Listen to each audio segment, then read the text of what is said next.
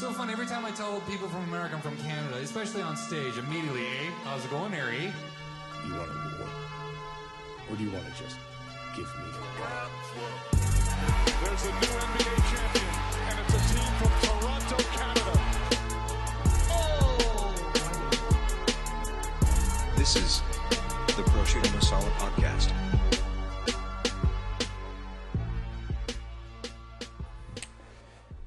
Hello everyone, good evening. This is Rob here from Prosciutto Masala. Apologies for the long overdue delay in post. No real excuse. I have to get much better at posting more frequently, so we're going to try to do that for 2025 this year.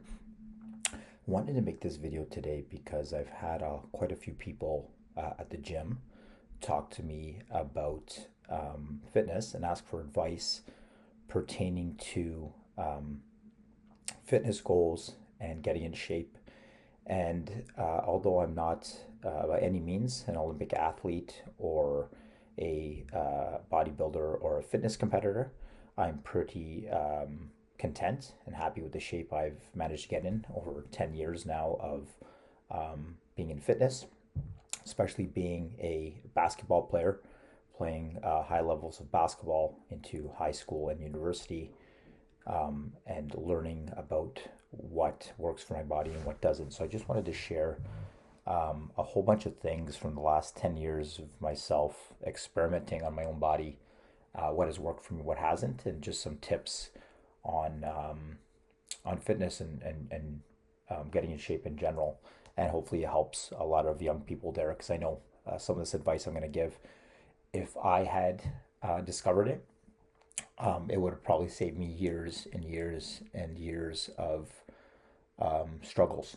I had to do probably close to 5+ years of research and experimentation on my body and seeing what worked and what didn't, till I finally started to break through plateaus and hit goals and really be proud of the shape I was in. So let me first start off with just a video so you can kind of see. This is me essentially here. Let me view full screen. Hopefully this records. So this is just a video of the shape I was in just back in August when we went away for a family vacation to Barbados. I'm not sure how lean I am here, but pretty proud of the shape I got into. Again, not bodybuilder physique. This is all natural, but it just goes to show you with diet and proper routine, you can get decent results. So that's my results there. If anybody was just curious to see where I'm coming from and what gives me the right to speak on this, that's the proof is in the pudding right there. So let's kind of jump into it. So I showed you a little bit about my photos, the shape I'm in right now. Currently, these are some of my top lifts. Again, I'm not a performance athlete. I'm not a bodybuilder. I'm just a regular guy who's trying to get stronger, stay in shape, and at the same time perform well on the basketball court. So if I was training essentially for maybe just these lifts by themselves, they'd be a lot more, but I'm not. I'm training to be kind of a functional athlete and an everyday Joe who's got to wake up in the morning and go to work. So right now, my dips are currently at 100 pounds, my PR for 5 reps, weighted dips. Overhead press is 135 pounds times 3. Deadlifts are 395 times 5 reps, and my squats are 315 by 5. So these are currently what I'm trying to beat, my numbers wise. So just to kind of run through some points here on what has helped me over the years really be not only get in shape, but be more comfortable with my body, was being grateful. I know it sounds a little bit cheesy and tacky, but really being grateful for the body that you have, whether you're just starting out or whether you're in top shape.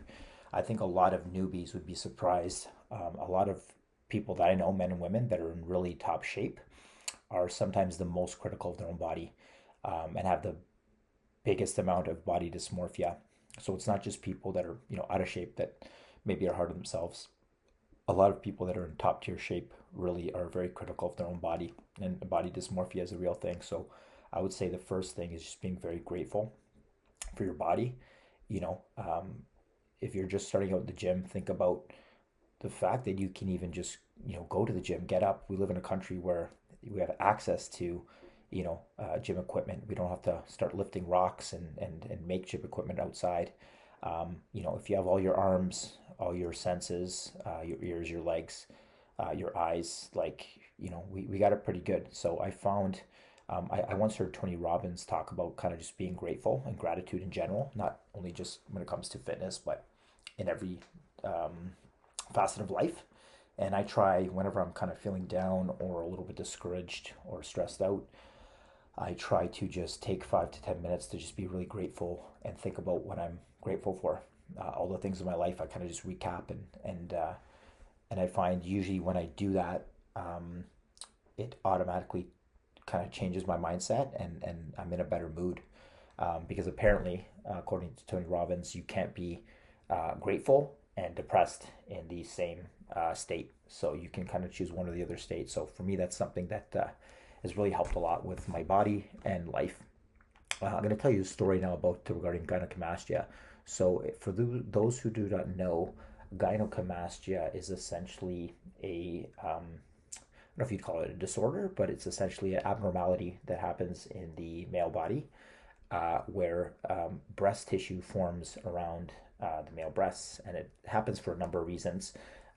Could be stress induced, it could be drug induced, but it's essentially small fatty breast tissue can form in the male body. So I unfortunately went through that.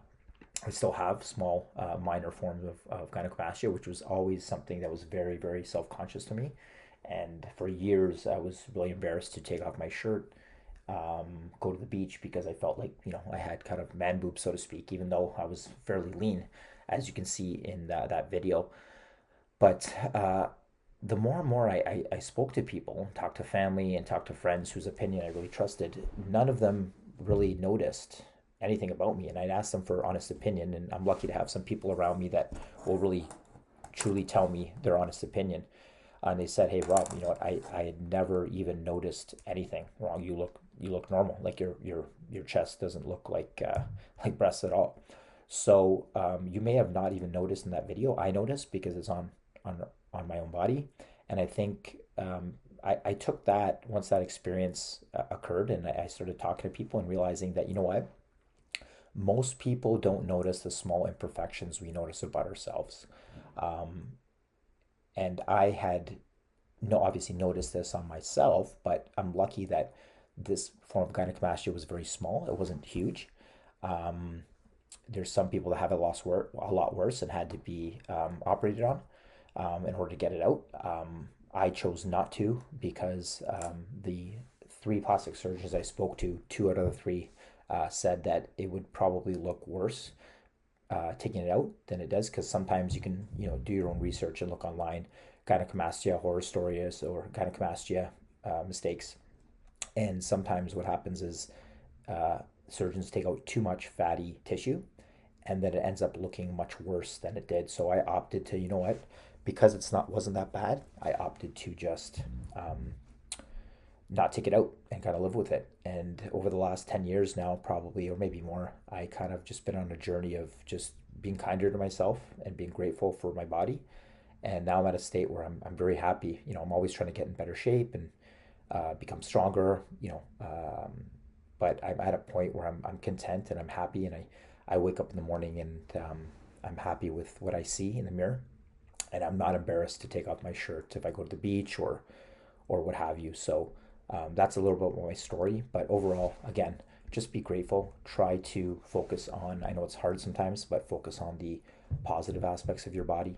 Realize that if you have all your limbs, you have your eyes, it's a lot more than a lot of people. And the fact that we can even go to the gym and use our bodies and we're not wheelchair ridden is a huge blessing. Another thing I'd say is just in pertaining to like looks in general. This is even just when it comes to dating as well. You're not as ugly as you may think. There's other guys I see in the gym and that they think they look good, and sometimes we all catch ourselves being critical. and you get closer to somebody, and then you realize, hey, you know what, I'm actually a little bit better shape than them, or I'm actually a bit leaner than them. So a lot of times realize when you're seeing people online and social media, it's all filtered, or it's in the perfect lighting, or they have the perfect pump. So you're not as ugly or out of shape as you think you are. Again, social media, be very aware that you need to pick your role models carefully, because a lot of these guys are either on drugs, take perfect lighting, or take their videos or photos when they're pumped up, and that's not how you look 90% of the time, right?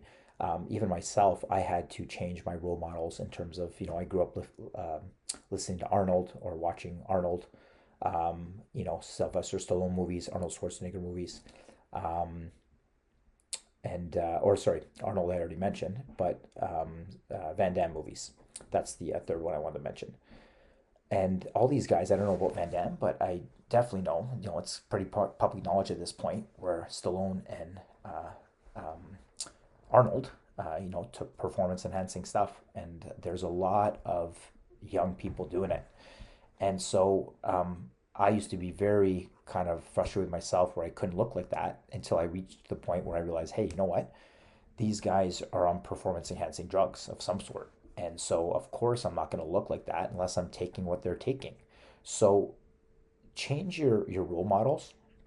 And, for me, I kind of started wanting to look more like UFC fighters, or runners, or soccer players, people like, Cristiano Ronaldo, that are very kind of lean and, athletic, but not, overly muscular, because really that's kind of a deformed, in my opinion, a deformed version of what, the male body should look like, right? I'll put these links here.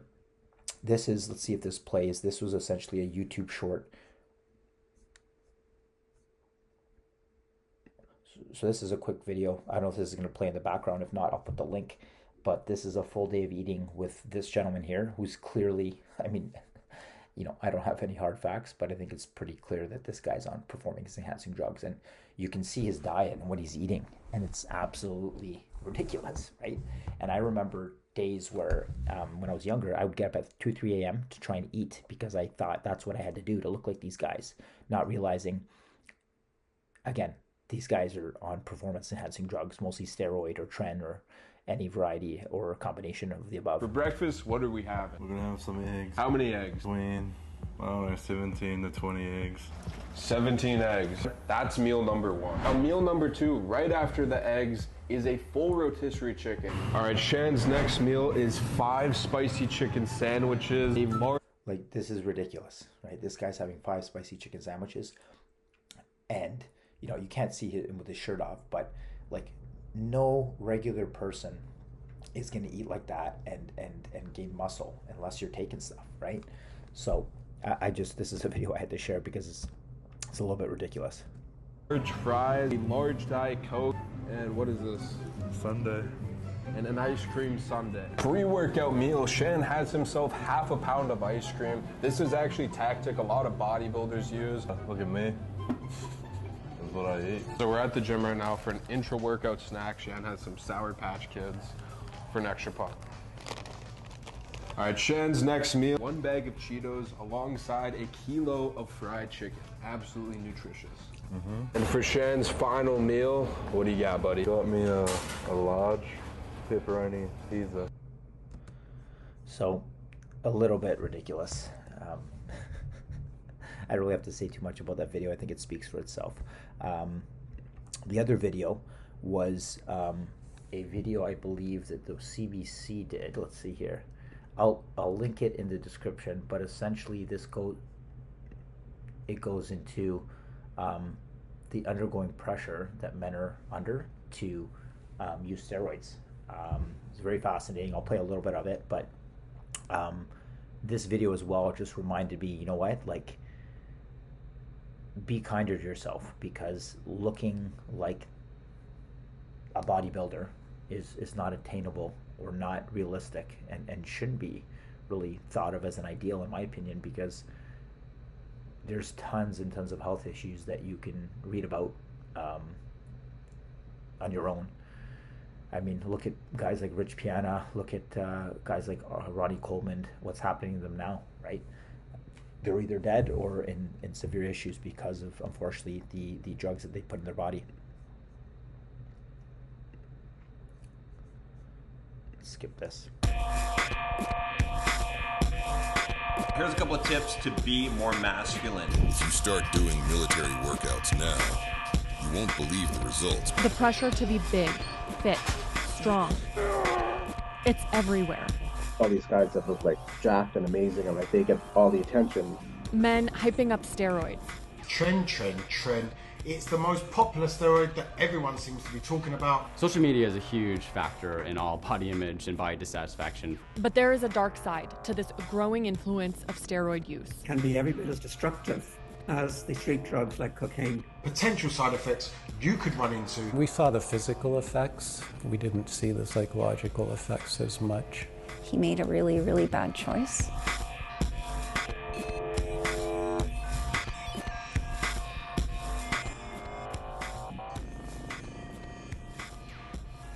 When I was 21, I just wanted to be as big as possible.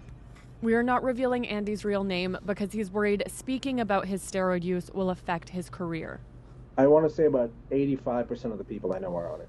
Still, they are an open secret at his gym. Do guys on the floor, ask each other about steroids? Yeah, I think most of the guys that are on it know that when someone else is on it. Like, obviously, if you see someone gain 20 pounds of muscle in a month, you're like, hey, that guy's probably on stuff. He alters doses and steroids based on a plan he's built from online research. Physically, obviously, I'm a lot stronger. I look a lot better. Emotionally, it's definitely blunted me a little bit. Like, it's hard to feel emotions when you're on, a ton of hormones. But it's just after that first cycle, I just saw such a drastic change in my quality of life that it seemed almost stupid to come off permanently. Anabolic steroids like testosterone, trenbolone, and nandrolone are considered a controlled drug in Canada, illegal without a prescription. Are you worried at all about the legality of using anabolic steroids? Not really. I wouldn't say it's illegal, but it's almost just kind of accepted at this point.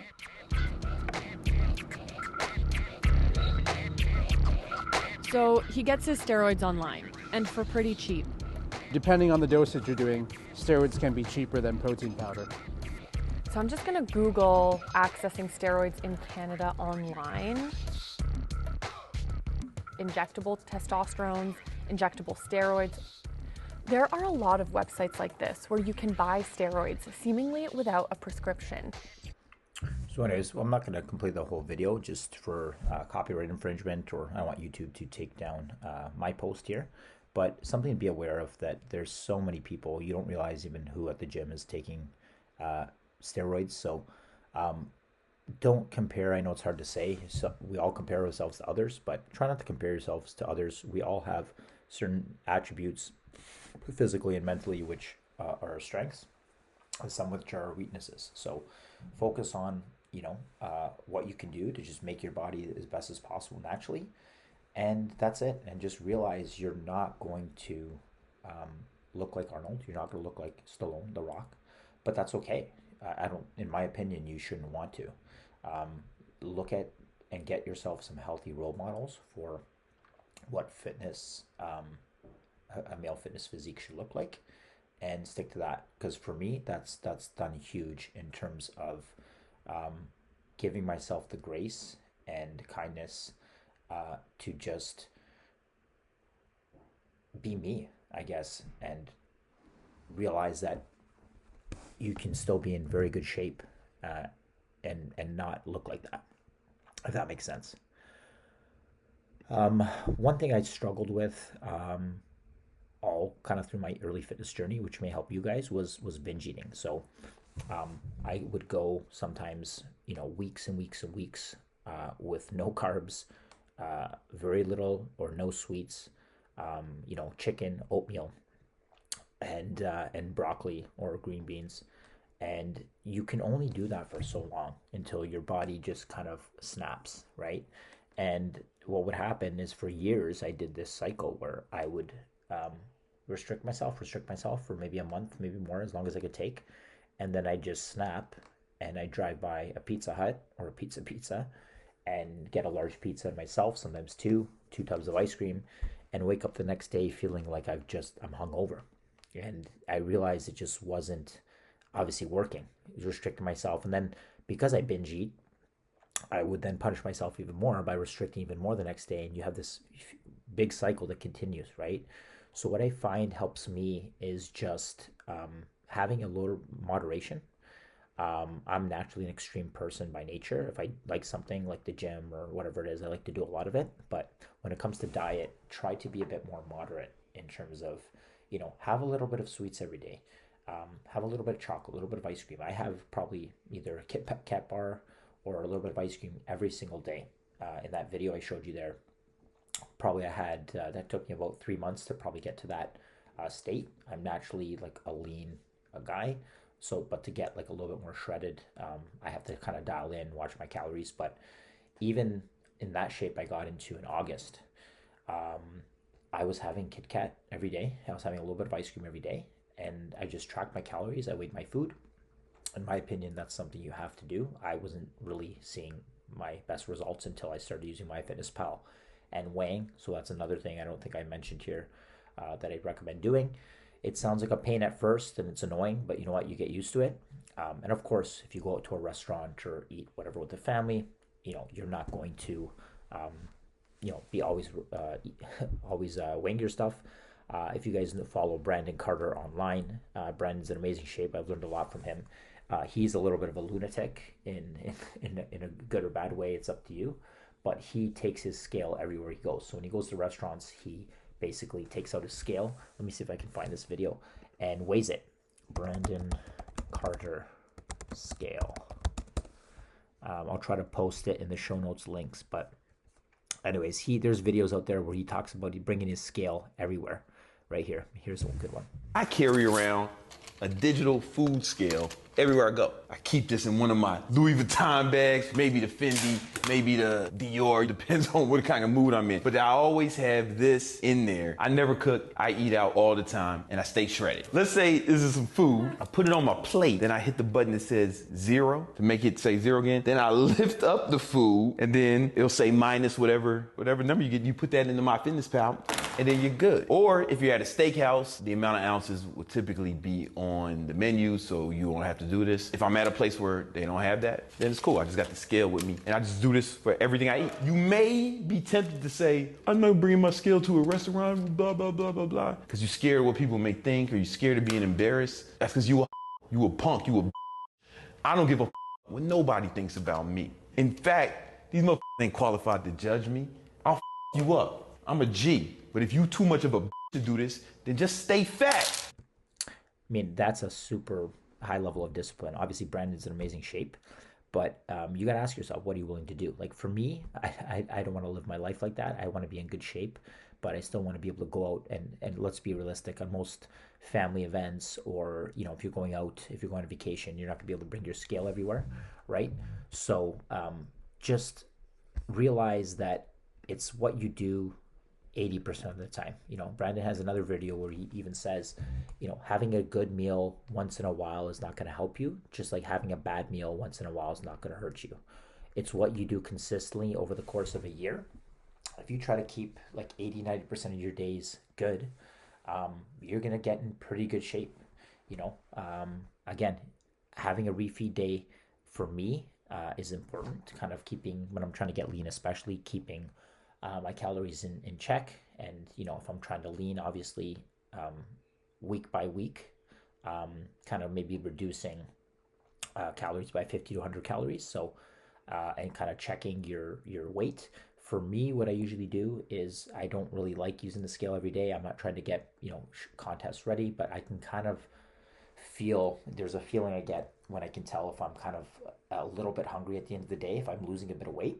And when I start to lose that feeling, I drop calories a bit more, maybe 100 calories. And then I do that for 2 weeks. And then if I don't get that feeling anymore, I drop a bit more, So slow and steady wins the race. Don't try to drop too low at once.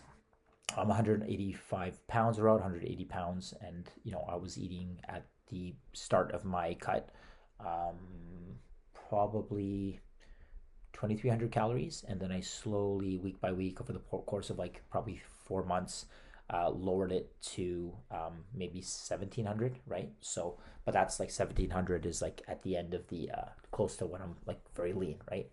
So again, for me, having a whole day of like just cheating and going crazy didn't work, and it brings me back to I just feel like shit. But having one day where you kind of like focus on one carb up day, fill your muscles, and you'll feel amazing, nice and filled at the gym, was big. One of the things I'm going to talk about too is basically just falling in love with the feeling of being lean, and being might sound masochistic, but being a bit hungry. I love the feeling when I wake up in the morning. Like sometimes I'm cutting and I know I'm a little bit hungry at the end of the night, but I wake up and your body and your mind feel so focused and so attuned. It's hard to explain until you get to that state, but when I have like a series of days, maybe after Thanksgiving or Christmas, where I've just eaten too much, I feel like crap the next day. I feel like lethargic. I don't want to get up. It's a struggle to get my workouts done. Versus when I'm eating well, my mind feels amazing. I'm more confident. My body feels nice and lean. You have that lean feeling, and it's a positive momentum, and you just feel amazing. So for me, a big thing was reminding myself, if I'm gonna overeat one day or I have a temptation to kind of binge again, is like, how much better am I gonna feel if I don't binge? I'm gonna feel amazing. I'm gonna feel like Superman, and my confidence goes up, my mood goes up. So I just kind of continually remind myself how good I feel when I'm sticking to my routine and not overeating. For me, another big thing that helped in my fitness journey over the years was I used to do a lot of missed cardio. So I used to go for walks, so medium intensity steady state. So go for long walks or, light jogs. But for me, I know a lot of people online will advocate this. They say it's a good way to get exercise. For me, I found I started getting lean so much easier when I stopped doing miss, and only 2-3 times a week now all I do is hit. So because I like to train for basketball, and I like to have my VO2 max cardio pretty high because I'm doing a lot of heavy bursts on the basketball court. I only do hit, so 2-3 times a week I'll do maybe 10-15 minutes of 25 to 30 second sprints as far as I can, stop, rest for a minute or two, let my heart rate fully recover, and then do it again. And I find just sticking to that, I don't get the severe hunger signals and the tendencies to binge that I got when I was doing like an hour walk or a lot of medium intensity steady state cardio. So try that. That may help you guys. I know for me, it did wonders. It helped a lot. Was just doing the hit. So this I already kind of talked about. Remind yourself how good you feel and focus on what you are gaining rather than what you're losing. So mentally, the way our mind works is we're more, we feel more motivated, the human mind, to focus on what we gain rather than what we lose. So if you're looking at a piece of cake and you shouldn't eat it, you kind of had your calories for the day and you shouldn't be really having it, instead of focusing on, oh shit, I don't get to have this piece of cake, I'm gonna miss out, everybody else is having cake and I really want it. Think about, by not having that cake, how much better I'm gonna feel the next day, how much leaner, how much better my workout's gonna be. I'm not gonna have this like sugar high, and you're just gonna feel great, because I tell you, there's a positive momentum that happens when you're hitting your goals, and it's just not only physically you feel better, mentally it gives you so much more confidence. I think it's Andrew Huberman that said discipline equals freedom. Might have been Jocko Willink. I truly believe that if you can be disciplined enough to control your body and control what you put into it, it translates so well into other facets of life. It's helped me become a better business owner, become a better friend, just more disciplined in all walks of life. I truly believe focusing on what you're gaining rather than what you're losing out on is a big paradigm shift that helped me kind of get in better shape. Another one is, just losing slow over time. Try not to lose weight too fast. I think some people try to cut their calories way too fast and do it over the course of a month rather than like 3 to 6 months. If you know you're going on vacation 3 6 months, start slow. Again, monitor your calories. It takes time. Slow and steady wins the race. If you want to weigh yourself to see how much you're losing week by week, do that. For me, I've gotten to the point where I find if I obsess over the scale, it can be discouraging. So I find I just kind of, because I've been doing it, I've gained weight and I've cut and I've gained weight and I've cut so much that I've kind of know my body. So now I know that if I got to get, to get to that level of leanness, there's a feeling that I have at the end of every night, and that I keep the same amount of calories until I don't have that feeling anymore. It's almost like a little feeling of starvation. Like you're a little bit hungry at the end of the night and you could eat more, but you're just a tiny bit uncomfortable. You don't want to be starving, but you want to be a tiny bit uncomfortable. And I find if I have that feeling enough, then I get to my goals. And you kind of fall in love with that feeling after a while. Like it sounds funny to say, but I kind of know when I wake up in the morning, I feel lean, and I go to the gym fasted. You just, I don't know, you just have this confidence and you feel amazing.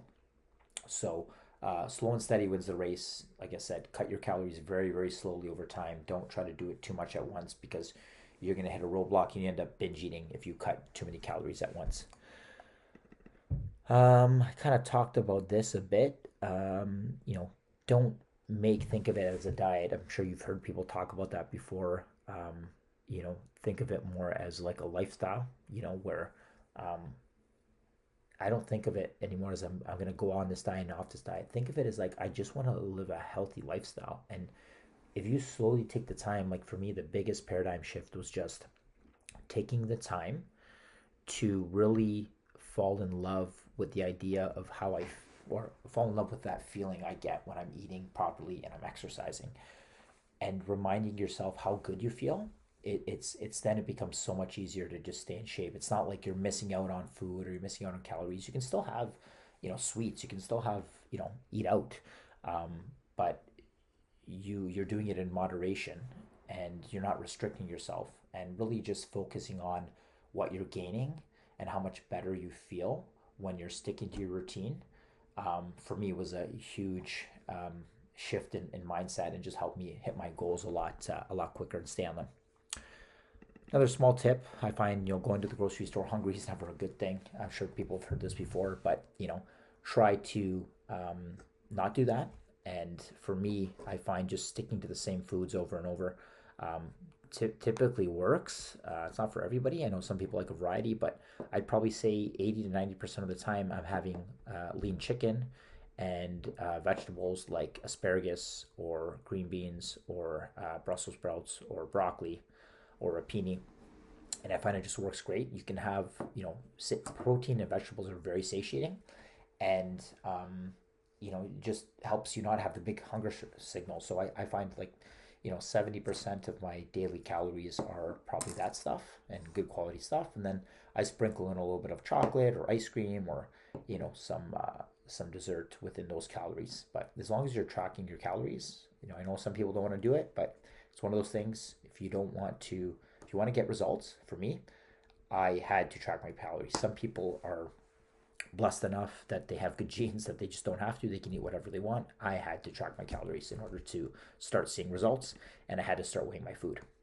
So again, stick to high quality meats and vegetables, and you're going to find you're not going to get those binge hunger signals as you usually do. Listen to your body and what it tells you. For being in a calorie deficit, it'll be uncomfortable. You'll know because you'll be hyper alert and you'll feel a bit hungry. So again, like I talked about, falling in love with that feeling and just getting used to that feeling. You're going to be a bit hungry at the end of every day. You won't be starving, but you should be a little bit, wanting to eat a bit more. If you get to the point where sometimes, like again, if I did too much medium miss cardio, like walking, or did too much cardio, and I didn't have enough calories, you get ravenous, you get like super hungry, and then you just want to eat everything. So that's obviously a sign that you probably have to cut down your cardio or increase your calories a bit more. But give yourself a little bit of grace at the end of the day. You're going to make mistakes. I've had issues, where it took me years and years to overcome binge eating and finally get to a point where I I have this down, I think, to pretty much like a science. So just be kind to yourself. It's not going to happen overnight, but it'll take time, right? Again, when you're cutting, get used to little or no pump. That's one thing I kind of had to remind myself, is that, okay, I'm cutting, I'm getting leaner, but I don't feel like that big pump as I do when I have like a lot of carbs. If you cut for the week, like say for example you have a whole week, usually for me I cut during the week, and then Friday or Saturday night I have a big carb meal, like sweet potatoes or rice or some good amount of carbs. I try not to have like the junky ones, because then you just end up feeling like shit. But if you cut all week and then have a carb up day towards the end of the week, kind of your refeed day, you're going to feel amazing in the gym. You're going to have lots of glycogen in your muscles, and your lifts, you're gonna feel like Superman. So just realize if you are cutting that glycogen and your pump is gonna be low, and it's just part of the process. And when you do have a refeed day, you're gonna get that glycogen back, and then if you go back to eating at maintenance or pumping up your carbs a bit, you'll get that pump back pretty quick, and you'll feel a lot more fuller. So realize you might look a bit flatter while you're cutting, but that's absolutely normal. Other thing I realized for me as well too was when I would go on vacation or not be able to hit my lifts, or have not access to kind of proper workout equipment like I do back home, I would think like, oh crap, I'm beat myself up, I'm not hitting my PRs and my strength's going to disappear. But I found for me, when I came back from vacation, it was about a week off of not working out. Like I did some light stuff, like went for some runs and swam at the pool, that kind of stuff. But because I think I had gave myself a whole week to recover and rest and just eat a lot of food, my strength maybe only went down 10%, and it took me about a week to just get back on track to where I was. So you're not going to lose all your strength overnight if you don't work out for a week. Be kind to yourself, enjoy life, and just realize it's not what you do any 1 week out of the year, it's what you do consistently. If you're going to the gym pretty much every week out of the year, and you take a week off for a vacation, when you come back from that vacation, you get back to your lifts, you're not going to lose all your strength. In my experience, you only use maybe 10-20%, and then within a week or two, you're kind of back to where you were. So that's about it. Hopefully this helps. These are all the kind of points I've learned from years of just kind of trial and error, and seeing what works, seeing what doesn't. And again, guys, just fall in love with the idea of just being in shape. And if you focus more, that was probably the main thing. If there's one takeaway from this whole video, is just falling in love with the idea of being in shape. And the feeling I get whenever I'm thinking of having like more ice cream or pizza, or when I know I shouldn't, is I remind myself, how is the tomorrow version of myself going to feel? Is the tomorrow version of myself going to thank me, or are they going to be pissed off at me? And reminding myself how good I feel when I avoid certain things and binge eating and just staying on track, it was a game changer in terms of getting in shape. So hope this helped you guys. If you like this video, please give it a like, give it a thumbs up, share the video with other people. We're trying to grow the channel, and just subscribe to the channel. Thanks so much for tuning in, guys.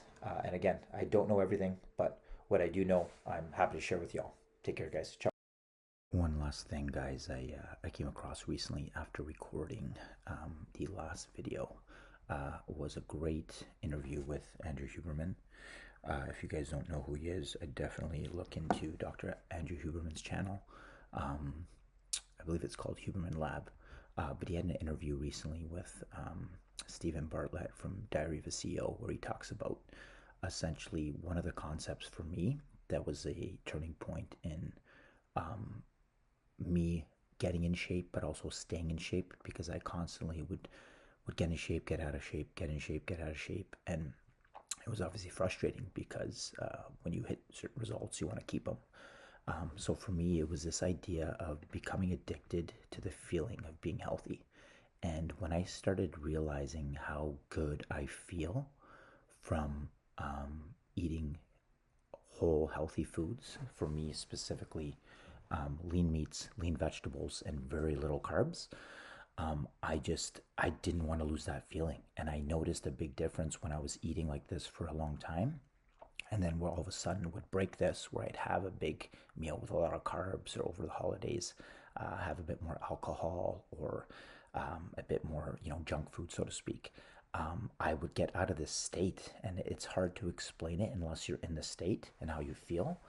But I started getting addicted to that feeling of being in that state, and it just felt so amazing that I didn't want to give it up. So that might help you guys. I'm going to play a quick clip, from that interview. I'll link the full interview in the show notes, but I definitely recommend giving it a listen. But for me, this is one of the most paramount paradigm shifts and shifts in my thinking in helping me get in the shape that I'm in. I'm going to play it now. I have several friends, just by way of example, who reached their 40s quite overweight, 50s quite overweight, 30 to 60 pounds overweight. And they'd come to me and they'd say, I want to lose weight. Every single one of them has been highly successful in rapidly losing that weight and keeping it off the following way. And I'm not a nutritionist. I say, you can eat meat, fish, eggs, chicken, fruit, and vegetables, and that's it. And drink water and caffeine, and don't consume calories and beverages. And every single one of them lost 30, 60 pounds and has kept it off. Now, Lane Norton and I, who are friends and colleagues in the health space, he'll say, well, they created a caloric deficit, and so they lost weight. I'd say, absolutely. I would also say, and I think Lane would probably agree, although there's no randomized control trial to prove this, that in eating that way, mostly whole, unprocessed, or minimally processed foods, they did several things as well. One is you start to learn the relationship between how something tastes, its caloric value, its micronutrient and macronutrient value. What do I mean? When you eat a steak, like let's say a 12-ounce ribeye, if that's in your nutrition plan, meaning you allow yourself red meat, let's say you eat that, you taste it. It's very savory. Hopefully it tastes really good. If it's cooked properly, it's a great cut. And your brain learns the relationship between steak and calories and nutrients and amino acids. There's this whole amino acid foraging hypothesis of nutrition. Then you eat fruit, you taste the fruit, you actually taste it. Now, this is far and away different than if you're consuming hoagie sandwiches and hamburgers and cheeseburgers. There's something about removing the bread. There's something about removing the pasta. There's something about removing those foods that I believe has nothing to do with those foods being bad. In fact, I love bread and pasta, high quality bread and pasta, and I do consume those, but I'm not trying to lose weight nor gain weight.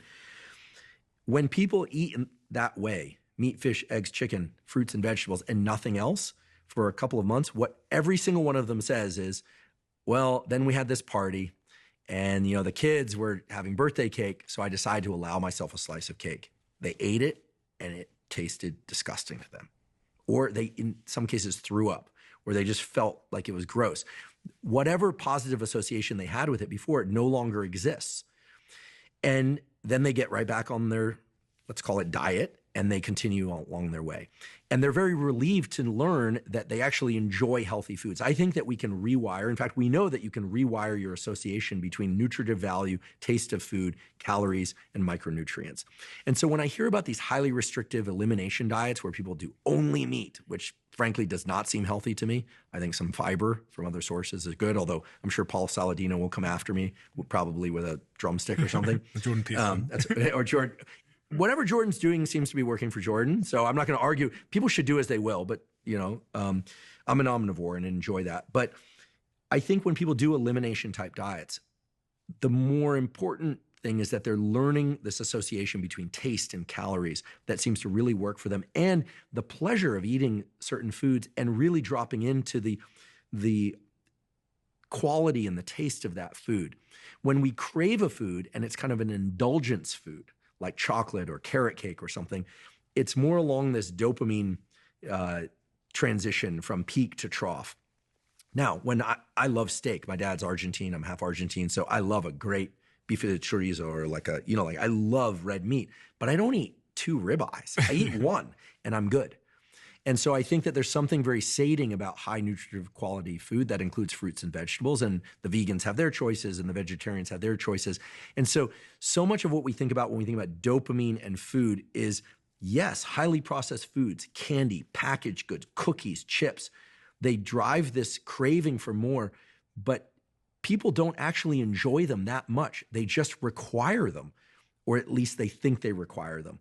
So I encourage anyone who feels addicted to those foods to take a, healthy approach, consume enough calories, don't go on a crash diet, but try eating really high quality, unprocessed or minimally processed foods for just a couple of weeks. At first, it's murder. They just can't do it. And then inevitably they call me and they say,